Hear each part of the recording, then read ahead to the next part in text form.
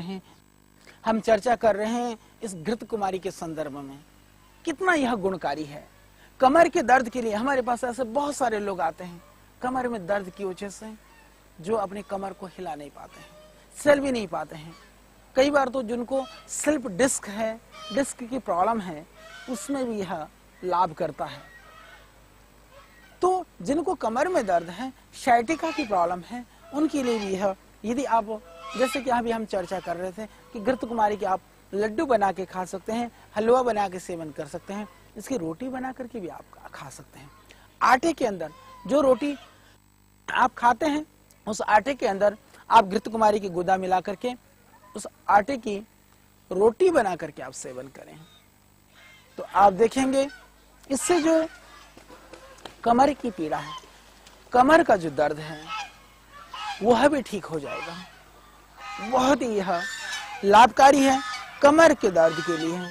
और हम अभी चर्चा कर रहे थे बच्चों के रोग के संदर्भ में, जिन बच्चों को बार बार एलर्जी होती हो, बार बार वो परेशान होते हो, या जो रात को छोटे बच्चे बिस्तर में पेशाब कर देते हो, आप इसमें, इस घृत कुमारी में आप तिल को थोड़ा भून लें, भुने हुए काले तिल में थोड़े घृत कुमारी मिला करके और उसका लड्डू बना लें आप। घृत कुमारी, काला तिल और गुड़, तीनों का लड्डू बना करके आप छोटे बच्चों को खिलाते हैं तो इससे बंद हो जाएगा। रात को जो बच्चे बिस्तर में सुसु कर देते हैं, बहुत ही लाभकारी है, तुरंत प्रभावशाली है, लीवर के लिए भी गुणकारी है, उससे उनका पेट भी ठीक होगा, डाइजेशन सिस्टम भी ठीक होगा, और रात को पेशाब करना भी बच्चे बंद कर देंगे। और जो बड़े बुजुर्ग जिनको दर्द है, उसके लिए भी यह बहुत ही लाभकारी है। जिनका प्रोस्टेट ग्लैंड बढ़ा हुआ है, बढ़े हुए प्रोस्टेट ग्लैंड के लिए भी आप सुन लें, काला तिल ले लें, काले तिल को भून लें और उसमें आप गुड़ मिला करके और घृत कुमारी के इस जेल को मिला करके, इसके रस को मिला करके आप उसके लड्डू बना लें, लड्डू बना करके सेवन करें। उससे प्रोस्टेट की जो प्रॉब्लम है, जो अर्थराइटिस की परेशानी है, दोनों में ही आपको भरपूर लाभ मिलेगा। इसके अतिरिक्त जिनके शरीर में बहुत खुजली होती है, कई बार ऐसे लोग आते हैं हमारे पास जो खुजली की वजह से बहुत परेशान रहते हैं। नहाने से पहले आप घृत कुमारी के रस में थोड़ा सा उसमें मिला दें नारियल का तेल, घृत कुमारी का ये जो रस, नारियल का तेल, थोड़ा सा मिला दें कपूर और थोड़ी सी मिला दें गेरू। कितनी भी भयानक ऑर्टिकेरिया है, शीत पित्त की बीमारी है, तो शीत पित्त के लिए ये बहुत ही लाभकारी है।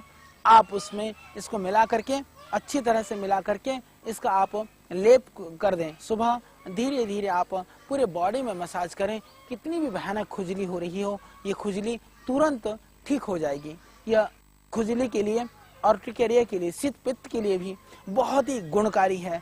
एक औषधि ये चर्म रोग से लेकर के, स्किन की प्रॉब्लम से लेकर के, अर्थराइटिस से लेकर के, लीवर से लेकर के, आपकी सभी तरह की इस तरह की समस्याओं को दूर करने में ये सक्षम है। बिल्कुल आप निर्भयता के साथ इसका सेवन कर सकते हैं, इसका कोई साइड इफेक्ट भी नहीं है, तो आप इसका सेवन करें। जिनको भयानक कब्ज की शिकायत रहती हो, पेट साफ नहीं होता हो, कभी कभी लोग बहुत तेज विरेचन औषधि लेते हैं, वो कहीं जाकर के आपके शरीर को नुकसान ही पहुंचाता है। उसकी जगह पर आप ऐसा कर सकते हैं, आप घृत कुमारी रस में थोड़ा 2-3 चम्मच अरंड का तेल मिला लें और आप पिएं। घृत कुमारी क्योंकि ये कोई खट्टा नहीं है, इसको दूध के साथ भी सेवन कर सकते हैं। आप देखेंगे आपके आंतों में जमा हुआ मल, चिपका हुआ मल, सभी मल निकलना शुरू हो जाएगा।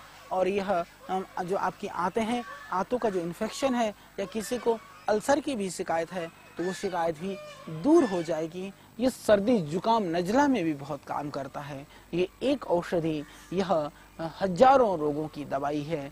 एलर्जिक प्रॉब्लम के लिए, फूड पॉइजनिंग के लिए, जिनको फूड एलर्जी होती है, उनके लिए भी यह घृत कुमारी बहुत ही गुणकारी है। जिनको लीवर की किसी भी तरह की कोई भी समस्या है, उन लोगों के लिए भी यह बहुत ही लाभकारी प्रयोग है।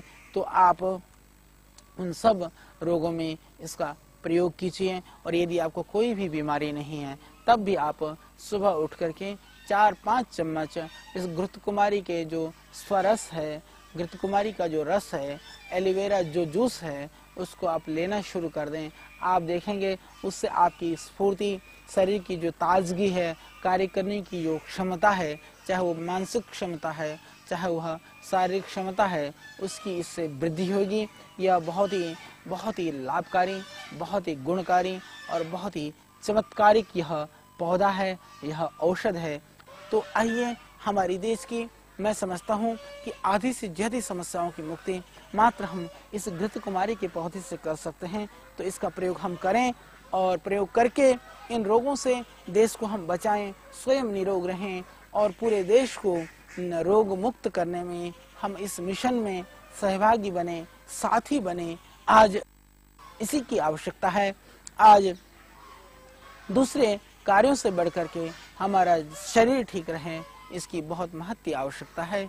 तो आइए, इस मिशन को आगे बढ़ाने में स्वयं कारण बने और औरों को भी हम इस ओर प्रेरित करें। कल फिर हम आपके बीच में हाजिर होंगे, एक और इसी तरह का किसी गुणकारी पौधे को लेकर के चर्चा करेंगे, उसके संदर्भ में जानेंगे, उसके ढेर सारे गुणों को हम उन्नत बनाएंगे अपने